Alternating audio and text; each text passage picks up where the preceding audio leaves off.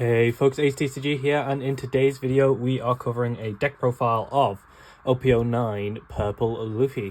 So it's been a little while that we've had it. I think it's been like over 100 days since I've updated on the channel, but I'm back, and yeah, let's just get straight into the video. If you watched some of the past videos, you'll know that I've always been a lover of this deck. I will say I don't know how I feel about the way that the deck has kind of like leaned into the forced playstyle with the Straw Hat package, but it is quite strong right now. I think on a lot of tier lists, people are rating this tier 1 or tier 1.5 for the most part, but it has some really nice matchups into the current OP09 meta. So let's get in. These are sleeves I got from going to the Card Fest, the European Card Fest in Utrecht, and is one of the main reasons that I wanted to go. I love these. They are sensational, but we can get into the list. So we've got 4 of the one-off searches in the Trafalgar Law. So just super consistent. Helps you get your pieces. It allows you to on play look at the top 4 for a Straw Hat or a Hearts Pirate, which is nice, and a little bit of future proofing for more Hearts Pirate support in purple, which I'm looking forward to, especially with all of the color mixing that we've got with leaders right now. I'm excited to see where we lean with that. It is a shame that it only looks at the top 4, and one thing to keep in mind is that it does also say that you can only take a card with a cost of 2 or more, so I believe this is to try and stop you from searching for the Gum Gum Gavel, or some other really strong one costs that might come out in the future. But yeah, still super good, still running out 4. I've seen in some other deck lists for different leaders, like Shanks, for example, some people dropping Uta, just to be able to like hard find it and run more of the actual like valuable cards rather than a searcher.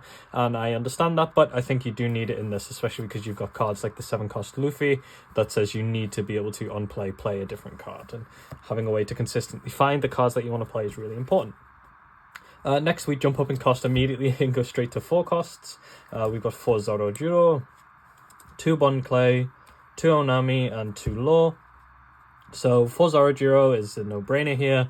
1, obviously it's searchable with your Law, but you're going to be hard playing this yourself when you have 4 Don, which you get super fast. Always at least 4 Don on turn 2 with the Luffy leader.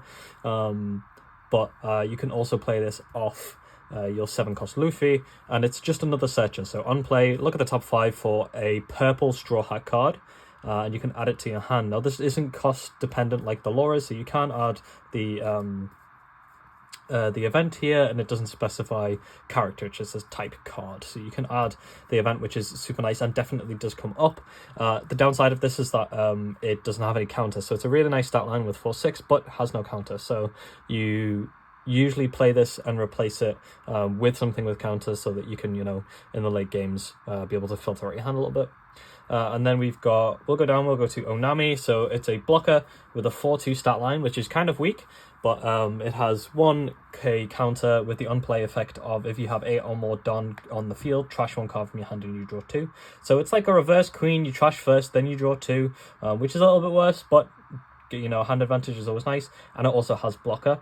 One thing to keep in mind in this is if you go to 8 Don and then use the 7-cost Luffy Taro to play out the Onami, you won't be able to get the on-play effect anymore because the Luffy is -1 Don, and that's a mistake I see a lot of people do. But in the late game, we do have some like casual often turns where you'll play 2 4-costs, one of them being the Onami, and then you'll leave some Don up so that you can play your Gum Gum Gavel. Next up is Mr. 2, a card that I hated the idea of initially running, but I have grew towards it a lot, especially in the Blackbeard matchup. What I've been doing a lot is when it would go to my opponent's 10 Don turn, where they would usually play the 10-cost Teach, I will then drop double Bon Clay, or at least one of them, and it just puts them a little bit at edge, because it means that they have to target this with the Teach effect, saying it can't attack, otherwise they're going to get a 12k swinging at their face, which is really scary. But if you don't know what it does, it's on play, add up to 1 Don from your Don deck as active, which is really nice. It's a 4/1 stat line, which looks bad, has 1k counter, but it has the one attacking ability of you can choose one of your opponent's characters, and this character's power becomes that power until the end of this turn. So it puts your opponent in a position where they don't really want to play a very high-powered character, because that means that you're going to be swinging into them for the same. For example, if they play a 5/7, you're going to just randomly gain 6k power with the Bon Clay. The sad thing about Bon Clay is it's really hard to defend because it does have the 1000 stat line, and the power gain is only until the end of this turn. So you rest it, it's got 1k, and usually what will happen is a little weenie one cost searcher will end up swinging into it, and you lose a little bit of value there. And that's one of the reasons that I was against it. I think in the past you really needed to be able to on curve play a card down that you could defend so that you could keep the pressure off, but I don't really think that's the case anymore because we have the Luffy Taro like spreading your board super wide. And then to finish the 4 costs, we've got 2 of the 4 cost law blockers here. So it's just 4/5 with 1k counter. It has blocker, and on play, if your opponent has 7 or more cards in hand, they trash 2 cards randomly, and you have to done minus for it. I'm growing out of this card. Part of me wants to like run 1 more of this and maybe 1 more of this, but it's a card where like you just want to, sometimes it can win you the game straight out by just grabbing the cards that your opponent really wants to play in the late game. So it's one that you kind of add just for the sake of adding, but I might transition to something like this in the future. But we'll see. It is a decent card, and having blocker late game really does come up often. So we'll see what the future holds. Next is the 5 costs. I'm running 4 Sangoro, of course. A little bit of odd one. I'm running 3 of the Captain Kidd blocker, and I'm running 2 Magellan in this list. Now you're going to see this, and I'm going to cover this one first because this is the one where I play it and everyone goes, "Oh, you're still running that?" And yeah, I am still running it. I feel it actually has quite a decent matchup spread right now in the current meta. Running into Shanks, which wants to hit Dent on as fast as possible. Running into Teach, where into this matchup a lot of teachers won't discard early to stop the unplays because they're expecting a 5 cost like Sangoro or Captain Kidd, and you can catch them off guard with the Magellan. But the main actual reason I'm running this full stop is because of the opponent's unKO'd effect, being able to reduce 2. And it's really, really good at just keeping a body on the field. Like against Teach early, if I play this on turn 2, if I've gone second, even if I don't get the on-play effect off, usually they would look to answer the Sangoro or the Captain Kidd or whatever I'm playing on that turn, but they can't really answer the Magellan because it sets them too far behind. But what it really does is it builds doubt in my opponent's mind when I play it, and that's what I'm going for. It makes them like in an awkward position. So I like the 2 of. It could definitely go. It's a choice. Again, we could run more Mr. 2. We could run another 5 cost Kid. But for me, it's actually put a lot of work in.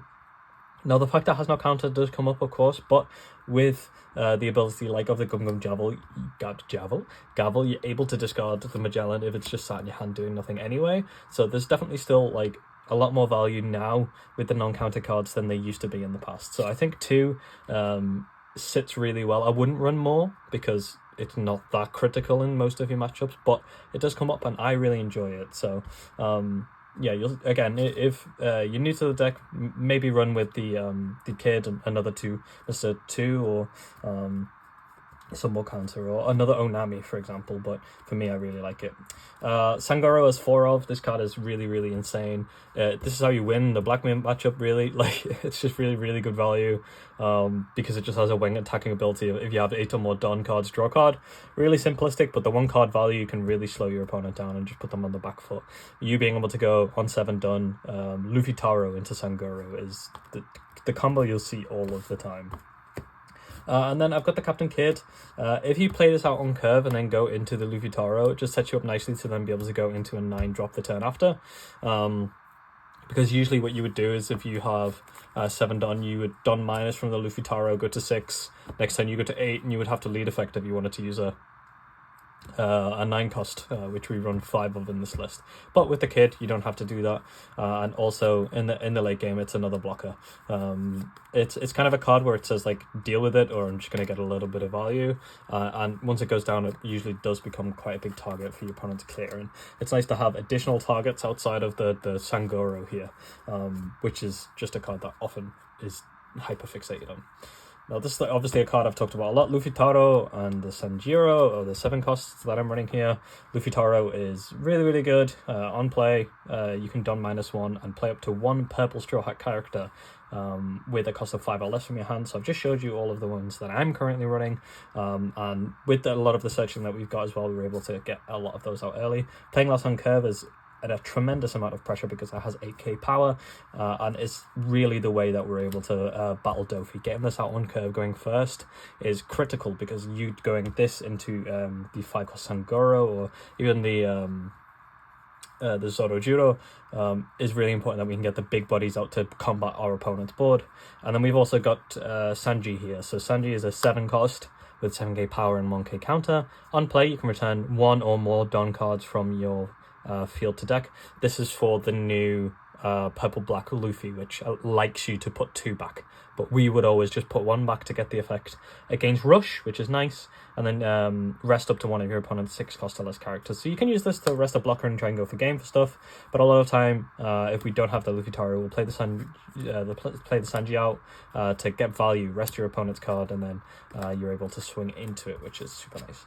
I was thinking about trying a list where I lose a lot of the topper end in the 9 costs and focus more on running the 7 drops like the Sanji, just to get value into trading, but that's something that I want to investigate a little bit more in the future. I was talking about slots that you could replace cards with, like the Magellan that I'm running. A lot of people don't run. Some people are running the new 4-cost vanilla 4/6 Usopp, and that is just another target for your Luffy Taro. So if you see lists and wonder why they're running 4/6 vanillas, it's for consistency, so that you can see more options with this. Into the 9-cost that I was talking about, we've got 3 of the new Secret Rare Monkey D. Luffy and 2 of the 9-cost Charlotte Linlin. I was a hater of Linlin, and now I am definitely, I don't want to say lover, because, I mean, look at that gorgeous face, but this card is really, really good right now, and I'm weaning towards doing this and going more towards the Linlin. I think a lot of people are running 3/3, but I don't really want 6/9 costs in my hand. I focus more on the low to the ground, swing higher numbers with my Don investments and the playstyle that I usually run. But if you don't know what the Luffy does, similar effect to the Sanji, where on play you can return 1 or more Don from in play to your Don deck. You draw a card and it gains Rush. Very simple effect. Very nice stat line, and on turn Don, you're able to leave 1 Don open for your 1-cost event. So it's nice, it's decent value, but again, I'm leaning towards just doing this. I find it not coming up as much as I'd expected to in my initial deck building. So maybe drop this, and this again could become the Linlin, or you could maybe even drop this completely. But it is nice pressure when you go like 7, 6 with the other guy, 5, and then just swing a huge 10 at your opponent's face, and sometimes that's all she wrote. But the Linlin is really, really nice value. On play, Don -1, trash a card from your hand.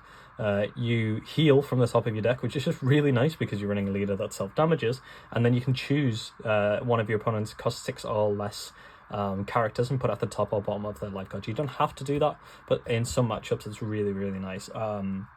I don't really like giving Dofi, but to slow them down sometimes I'll grab like the Teach or something if it's something that I'm able to deal with, and just put that at the bottom of the life.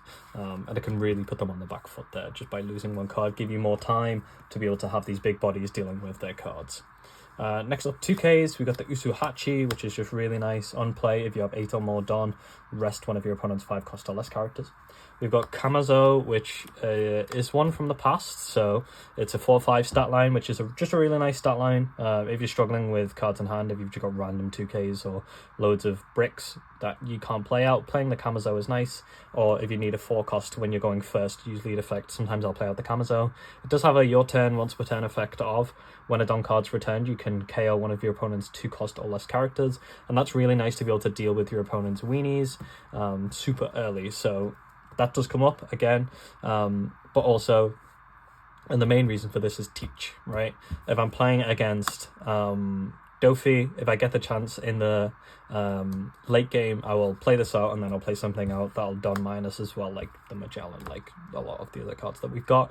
And the reason for that is because if I play this on curve, a lot of the time they're going to use the Law to bounce it back to hand, which is a 2K, but I lose tempo. But if you play it in the late game, you just deal with the Teach straight away. So it's it can come up. And then the last 2Ks that we've got is Sanji, and diabolically don't have 4 ults of it. But it's one that I don't often use, but it can come up if the number of Don cards you have is 2 or less than your opponent. This cost becomes -3, so it becomes a 3-cost 6K with 2K power, but it has blocker, which is why that's important. If you use the Sanji, where are you? The Sanji, you can sometimes like put 2 Don back with it, so you have 2 less than your opponent, and then on the same time you can double Sanji up if you've got 10 Don, which again doesn't come up often but can come up, so nice little small thing to keep in mind.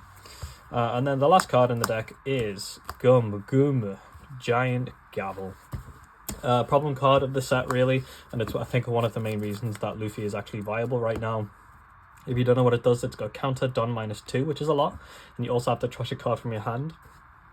But if your leader has this draw card type, up to one of your leaders or characters gains 4,000 power, and then you draw 2 cards, which is just really, really good. For the cost of 2 Don and trashing this and that, you stop an attack and you get to draw 2 cards. Really, really nice. We have bricks in this. You've just seen them. The 9 costs, the Luffy Taros. I'm running Magellan. Like, the Zorojuros. Like, this is really nice, but like the 4k power puts your opponent in a really tough situation where they'd like to swing for 7s usually to be magic numbers, but you're able to just like answer it straight away. But not only answer it, gain value as well. And the Don -2 really doesn't mean anything when you're at 10 Don, because you gain 2 Don per turn, obviously. So super, super nice. Definitely a 4 of. I want to see it as often as I can, and in the late game you'll often see me with 1 or 2 Don open, just to try and fend off my opponent going for game. That's the list. I am thinking about some spicier lists in the future, maybe some lists where we shy away from the like hard Straw Hat line, but of course we'll always be running the guy, oh my gosh, I can't word, Gum Giant. It's because I keep saying gavel. I've said gavel like the entire video, I apologize. But this is the list. Super fun deck. Let me know if there are any other decks in OP09 that you've got your eyes on. I've been looking at Robin like this past week, but I was also looking at a Edward Newgate like what's Roger deck. Do you know the new 10 cost Roger with Newgate, because Newgate goes to 0 super fast, so you're putting your opponent in an awkward position where they can't ever block, because if they do, you win the game. So that's been cool. But I've also been building, you know, smelly meta decks in the form of Shanks and Teach and Dofi. So if you want to see those, let me know, and thank you very much for watching and have a great day. Peace.